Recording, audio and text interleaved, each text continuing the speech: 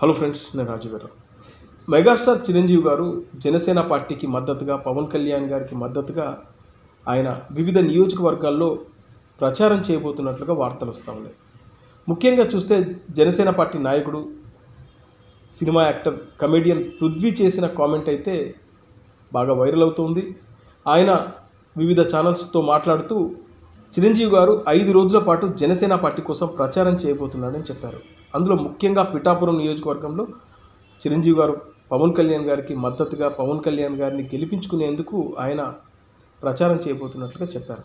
పవన్ కళ్యాణ్ గారితో పాటు ఇంకొద్ది మంది ముఖ్య నాయకుల తరఫున చిరంజీవి గారు ప్రచారం చేస్తారని కమెడియన్ పృథ్వీ చెప్పారు. ఇక మనకున్న సమాచారం ప్రకారం చూస్తే చిరంజీవి గారు అయితే ప్రస్తుతం ఇండియాలో లేరు, ఆయన అబ్రాడ్లో ఉన్నారు. ఆయన త్వరలో హైదరాబాద్కు రాబోతున్నారు. వచ్చిన తర్వాత ఆయన ప్రచారం చేస్తారా లేదా అంటే 90% చేయకపోవచ్చు.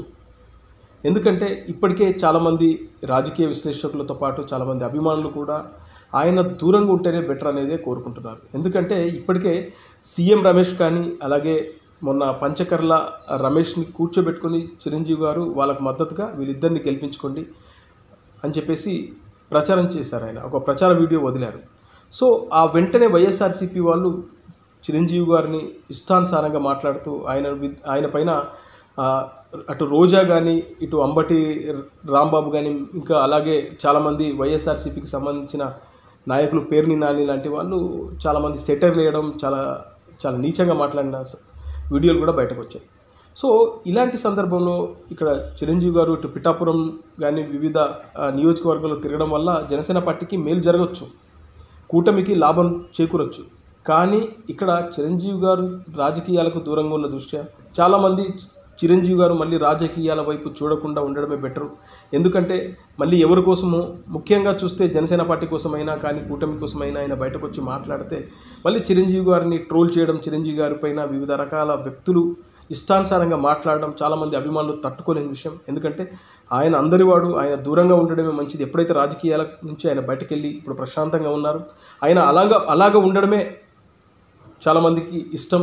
అంతేకాని ఆయనను ఎవరు పడితే వాడు తిడుతూ ఉంటే చాలామంది తట్టుకోలేరు, చూడలేరు. అందుకోసమే ఈ నీచ రాజకీయాలకు ఎంత దూరంగా ఉంటే అంత మంచిదని చాలామంది అభిమానులు, శ్రేయోభిలాషులు కోరుకుంటున్నారు. అయితే ఇక్కడ మరి ఎవరైనా ఒత్తిడి చేస్తున్నారా లేదా, చిరంజీవి గారు ఎట్టి పరిస్థితుల్లో నేను ఈసారి ప్రచారానికి వెళ్ళాలి, నేను ప్రచారం చేస్తానని చిరంజీవి గారు బలంగా కోరుకుంటున్నారా తెలియదు. కానీ నాకున్న సమాచారం ప్రకారం అయితే 90% అయినా రారు, వచ్చే అవకాశాలు లేవు. మరి పృథ్వీ ఏ ఉద్దేశంతో, ఏ సమాచారంతో చెప్పారో నాకైతే తెలియదు. కానీ ఒకవేళ చిరంజీవి గారు, నా పర్సనల్ ఫీలింగ్ కూడా అదే, చిరంజీవి గారు ఇలాంటి నీచ రాజకీయాలకు దూరంగా ఆయన ప్రశాంతంగా ఉన్నారు, అలాగా ఉండడమే బెటర్. ఎందుకంటే ఆయన అందరివాడు, అన్ని రాజకీయ పార్టీలు ఆయనకు సంబంధించిన శ్రేయోభిలాషులు ఉన్నారు, అభిమానులు ఉన్నారు. ఆయన ఒక ఎవరెస్ట్ అలాగే ఉండాలి. ఈ నీచమైన రాజకీయాల్లో ఎవడు పడితే వాడు ఆయన పైన ఏదో మాట్లాడుతూ ఉంటే చాలామంది తట్టుకోలేరు. అందులో నేను ఒకరిని. అందుకే నా పర్సనల్ ఫీలింగ్ కూడా ఇదే, చిరంజీవి గారు దయచేసి మీరు ఇలాంటి నీచ రాజకీయాలకు వద్దు. ఎట్లయినా పవన్ కళ్యాణ్ గారు పోరాటం చేస్తున్నాడు, ఖచ్చితంగా ఆయన గెలిచి తీరుతాడు. మీరు పిఠాపురం ఆయన వచ్చినా రాకపోయినా 100% అక్కడ ఆయన గెలిచి తీరుతాడు, అసెంబ్లీలోకి అడుగు పెడతాడు.